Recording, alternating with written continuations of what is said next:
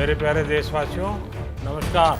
देश हो या व्यक्ति, समय पर फैसले लेने से, संवेदनशीलता से फैसले लेने से किसी भी संकट का मुकाबला करने की शक्ति अनेक गुना बढ़ जाती है। ये 130 करोड़ देशवासियों के जीवन की रक्षा करने का अभियान है।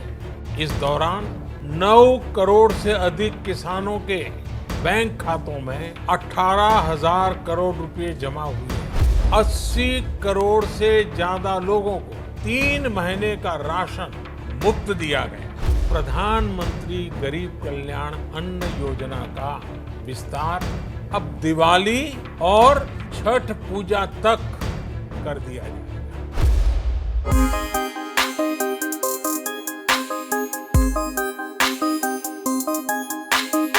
नमस्कार दोस्तों, मेरा सहयोगी जो है काफ़ी दूर खड़े हैं, इसलिए आपकी इजाज़त से मास्क हटा रहा हूँ। उम्मीद है कि आप लोग मास्क लगा रहे होंगे। 2 महत्वपूर्ण चीज़ें, प्रधानमंत्री मोदी का संबोधन होना था। कल शाम से ही बहुत से कयास लगाए जा रहे थे कि चीन पर बोलेंगे कि कोरोना पर बोलेंगे, और कल रात को जिस तरीके से खबर आई कि चीन के 59 ऐप्स को सरकार ने प्रतिबंधित कर दिया है, बैन कर दिया है, इस बात के कयास और बढ़ गए कि प्रधानमंत्री मोदी आज के संबोधन में शायद चीन के संबंध में भारत सरकार की कोई बड़ी कूटनीतिक चाल या स्ट्रेटेजी के बारे में देश को बताने वाले हैं। इसलिए इस संबोधन का बहुत तेज़ी से, बहुत बेसब्री से देश भर की जनता, या कहें कि दुनिया भर के हिंदुस्तानी जो दुनिया भर में रहते हैं, वो इंतज़ार कर रहे थे।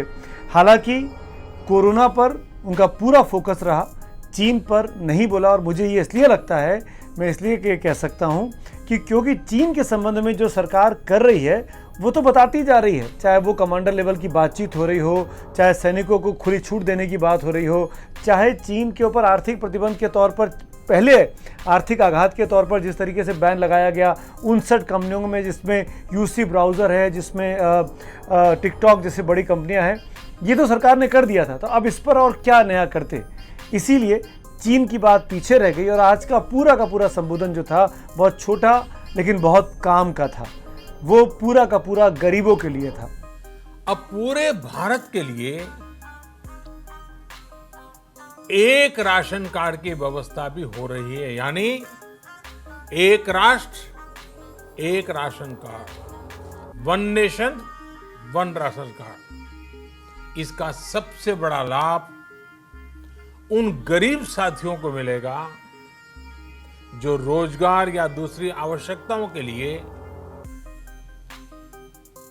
अपना गांव छोड़ करके कहीं और जाते हैं। गरीब कल्याण जो मुफ्त अनाज की प्रधानमंत्री की योजना चल रही है, उसका आज अवधि समाप्त हो रही है। प्रधानमंत्री ने पहले ये स्कीम केवल 30 जून तक, यानी 3 महीने के लिए अनाउंस की थी, अप्रैल मई जून के लिए। अब उसको और 5 महीने बढ़ा दिया है, ये देखते हुए कि कोरोना महामारी का अभी अंत नहीं हुआ है। गरीबों को रोज़गार की दिक्कत है, बेरोज़गारी बढ़ी है, खाने पीने का सामान नहीं मिल रहा है, खरीदने के लिए पैसे नहीं हैं। उस हालत में सरकार ने जो मदद करने का ऐलान किया था कि 5 किलो चावल या गेहूं में से कोई एक चीज़ और 1 किलो दाल मुफ्त मिलेगी, उस स्कीम को प्रधानमंत्री ने 30 नवंबर तक, ये ध्यान में रखते हुए कि आने वाले 3-4 महीने जो है उसमें कई सारे त्यौहार आने वाले हैं और ऐसे में ज़्यादा ज़रूरत पड़ती है अनाज की, सामान को खरीदने के लिए, इन परिस्थितियों में इस स्कीम को आगे बढ़ा दिया। और ये बात मैं ज़रूर कहना चाहूँगा कि प्रधानमंत्री ने जब इस स्कीम का अनाउंसमेंट किया कि वो इसको विस्तार दे रहे हैं 30 नवंबर तक और 5 महीनों के लिए, तो 2 बार, एक नहीं 2 बार छठ का जिक्र किया, छठ पूजा का। तो जब आप समझते हैं कि प्रधानमंत्री खालिस राजनीतिक आदमी हैं। कोरोना से लड़ते हुए भारत में 80 करोड़ से ज्यादा लोगों को 3 महीने का राशन, यानी परिवार के हर सदस्य को 5 किलो गेहूं या चावल मुफ्त दिया गया। इसके अतिरिक्त प्रति परिवार हर महीने 1 किलो दाल भी मुफ्त दी गई। यानी एक तरह से देखें तो अमेरिका की कुल जनसंख्या से 2.5 गुना अधिक लोगों को, ब्रिटेन की जनसंख्या से 12 गुना अधिक लोगों को और यूरोपियन यूनियन की आबादी से लगभग 2 गुने से ज्यादा लोगों को हमारी सरकार ने मुफ्त अनाज दिया है। अब आप देखिए, अभी 5 जुलाई को गुरु पूर्णिमा है, फिर सावन शुरू हो रहा है, फिर 15 अगस्त आएगी, रक्षाबंधन आएगा, कृष्णा जन्माष्टमी आएगी, गणेश चतुर्थी आएगी, ओणम होगा और आगे जाएं तो काटी बिहू है, नवरात्रि है, दुर्गा पूजा है, दशहरा है, दीपावली है, छठी मैया की पूजा है।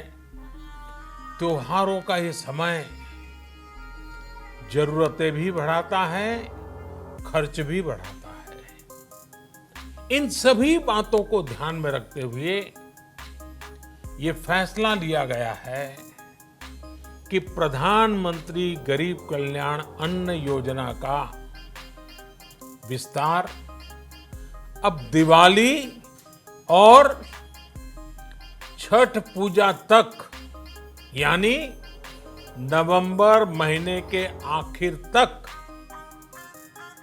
कर दिया जाएगा। बिहार में विधानसभा चुनाव आ रहे हैं, इन्हीं सितंबर अक्टूबर के महीने में विधानसभा चुनाव होने हैं और छठ पूजा बिहारियों का सबसे बड़ा पर्व है। तो एक तरीके से बिहार के वोटरों को या बिहार के समर्थकों को अभी से अपनी तरफ आकर्षित करने की एक बेहतरीन समय योजना उन्होंने चुनी। जो स्कीम वो 3 महीने के लिए करते थे, अमूमन पिछली बार जो किया वो 3 महीने और कर सकते थे, लेकिन 3 महीने ना करके 5 महीने कर दिया ताकि छठ पूजा को इस स्कीम के तहत कवर कर लिया जाए। और जैसे आप छठ को कवर करते हैं, यानी अब बिहार के मूल सेंटिमेंट को टच कर लेते हैं और इस कोशिश में प्रधानमंत्री पूरी तरीके से कामयाब रहे। और इसका रिएक्शन देख के समझ में आता है।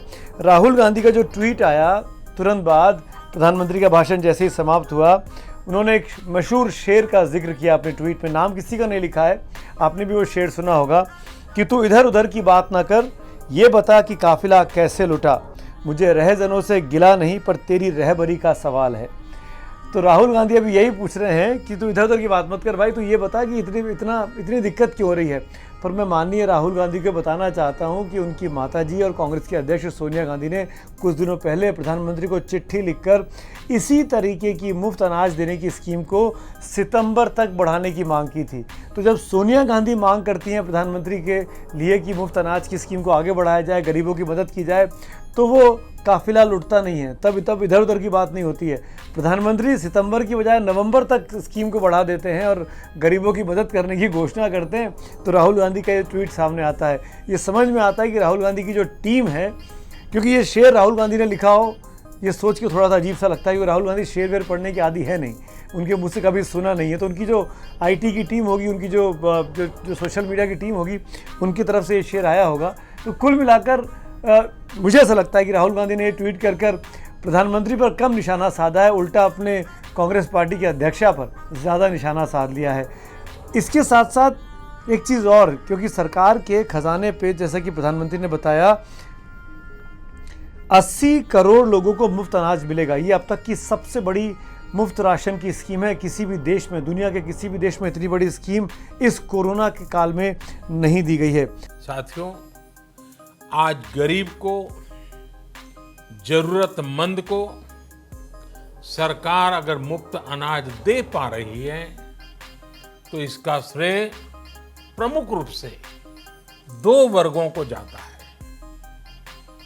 पहला, हमारे देश के मेहनती किसान, हमारे अन्नदाता, और दूसरा हमारे देश के ईमानदार टैक्स पेयर।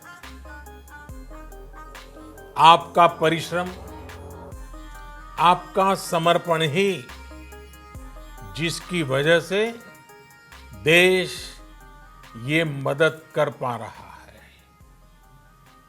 आपने देश का अन्न भंडार भरा है, इसलिए आज गरीब का, श्रमिक का चूल्हा जल रहा है।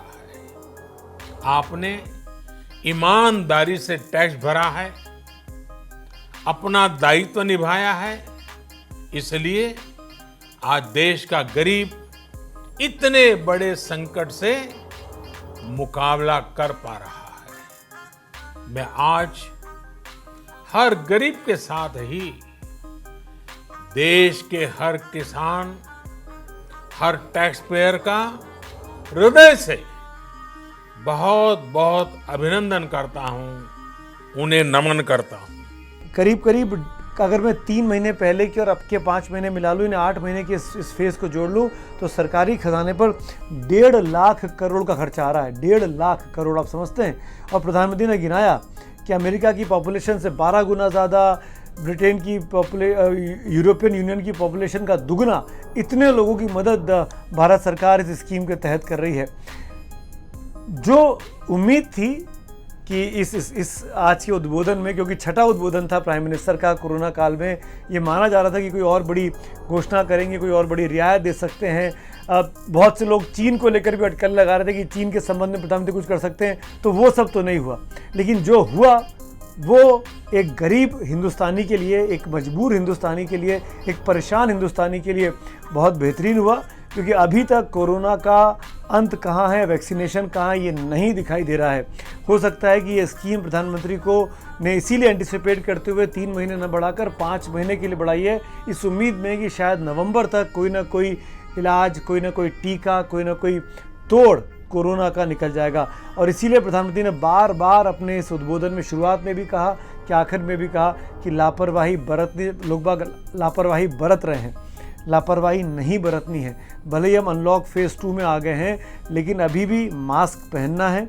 इस तरीके का मास्क हमेशा अपने मुंह और नाक को ढक के रखना है, हमेशा हाथ धोते रहना है, सोशल डिस्टेंसिंग का पालन करना है, यानी 2 गज की दूरी, 6 फीट की दूरी होनी ही चाहिए 2 लोगों के बीच में। और आप कहीं भी जाएं, अपना नाक मुंह ज़रूर ढक के रखें, रुमाल से, गमछे से, मास्क से, किसी ना किसी तरीके से। ये इलाका जो है, मुंह का ये पोर्शन जो है, ये जितना कवर रहेगा उतना आप इस बीमारी से बचे रहेंगे। कोरोना से डरना नहीं है, कोरोना से लड़ना है और कोरोना से जीतना है। धन्यवाद। एबीपी न्यूज़ आपको रखे आगे।